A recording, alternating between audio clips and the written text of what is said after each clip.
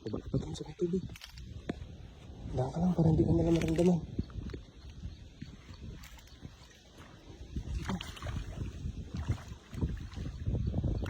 Nandiyan sila. Daan ka lang. Huwag ka madulas dyan. Maraming lumot lang sa ilalim eh. Ito. Nandun yan sa may guhit. Baka madulas ka dyan. Maraming lumot eh. Okay. Ito na.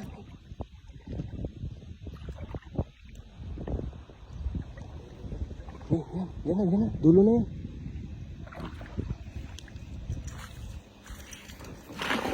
Ganda. Yan na. Talunan na doon. Dahan-dahan lang hila mo. Dahan-dahan lang hila mo. Papasukin mo sa bulsa.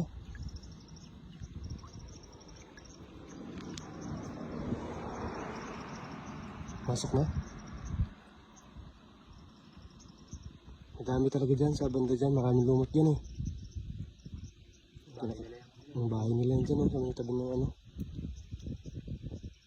Nakain nila yung mga lumot. Wala pa yata. Wala.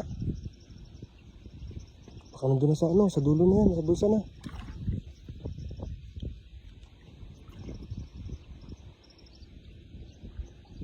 Ito pala yung guhit yan. Oo, yung guhit na yan. Diyan yung ganda yung flooring yan eh.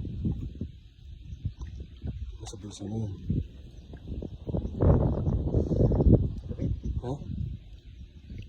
Yun na. Ano yan? Oh, mababa na. Mababa na. Dito, gilid mo. Baka makawala.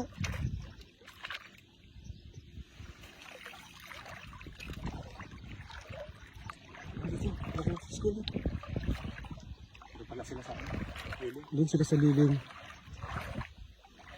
Maraming lumot dito na. Kinakain nila yun. Nakain nila yan. Kain ng mga ano. Isda. Dito sa ano, dito sa lilim. Ano? Ang laki ng ano oh. Ang laki ng kabisi. Kabisi. Laking banak oh.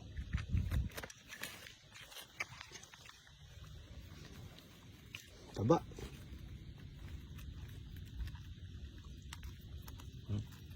Mabit pa. Taba no? Taba na. Bilog na bilog yun. Taba ng banak ah. Grabe oh. Yan malaki oh yung ano, yung kabisi. Masarap ano, masarap. Grabe. Sobrang. Ha? Ang kintab eh. Ang taba, ang kintab. Malaki pa siya sa banak no? Talagang pang tinapa ang ganitong size. Tinapa talaga yung lapad eh.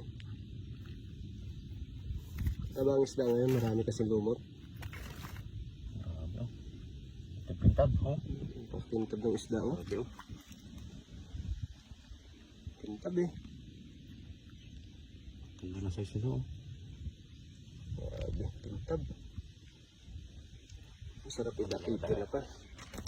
Talaga. Banak iyaw. No. Ayos. Hindi na zero. Sulit mga kapay. Sulit na. Ang ano na.